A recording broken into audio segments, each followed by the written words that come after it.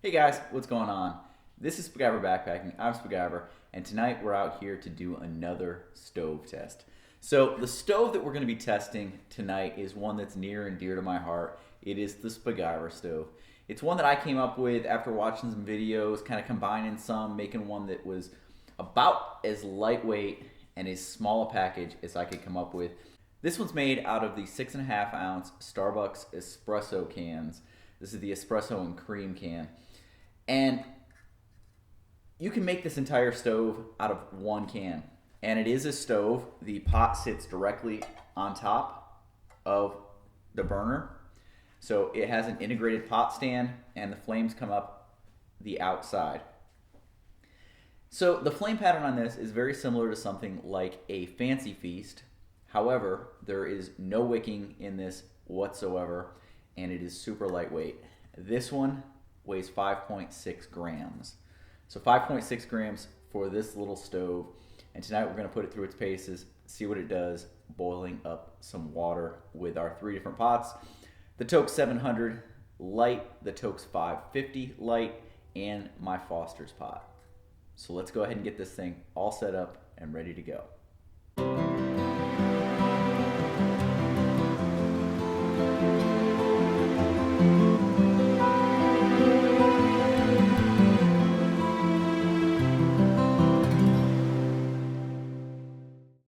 All right, so we've got the stove set up.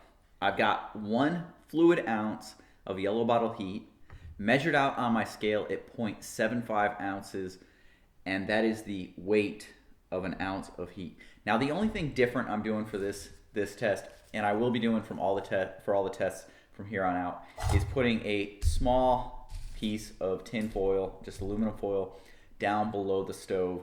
And the reason is I had this board catch on fire while I was doing the caldera cone tests. I don't want that to happen anymore. I don't want to cause any bigger issue. So we're just going to put this down, and that'll be there for all the remaining tests.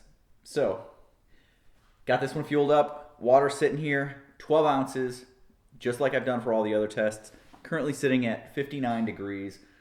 We're going for that 209 like we have in all the others. Light it up, wait for it to come to, and there's a bloom. 700 ml pot is on. Timer started. Let's see what it does. Here is the burn pattern of this stove. Okay, we're passing 200 degrees. 415 at 200 degrees.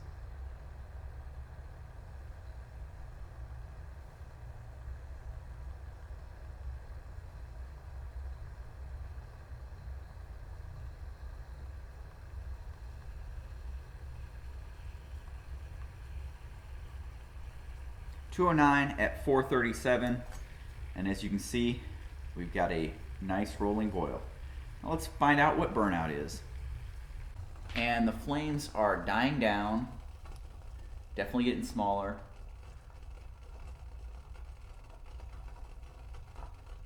Still a little bit of flame coming out of the top. Small flames on the side, but not much.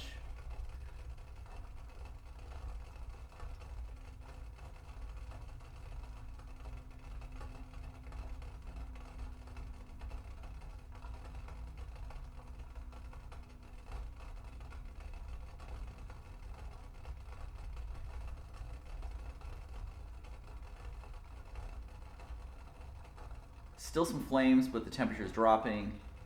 And I'm going to call that burnout right now at 957. So 957 for burnout on this one.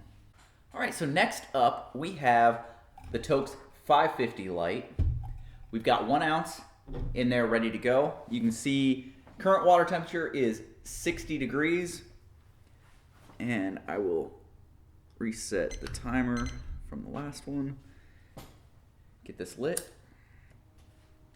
Wait for it to come to a bloom. It's a quick blooming stove. Start, and we'll see what it does with the 550. All right, we're coming up on 200 degrees. There's 200 at 420.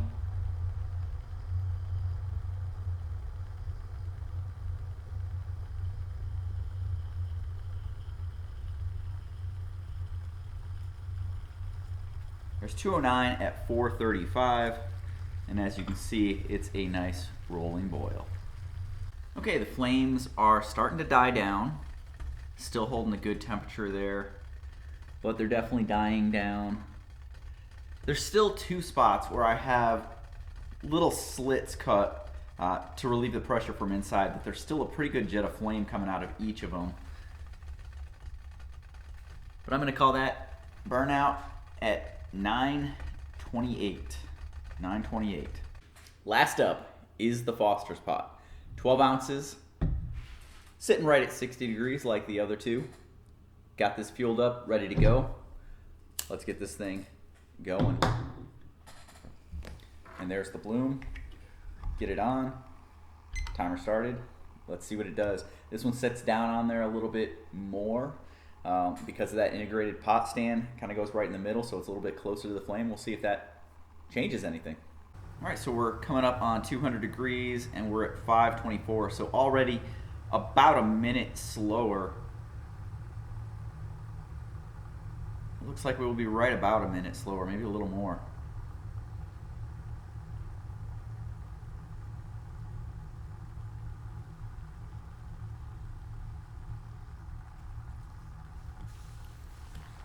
And there's 209 at 546. So 546 for the boil with the Foster's pot. All right, flames are starting to die down. Definitely fading.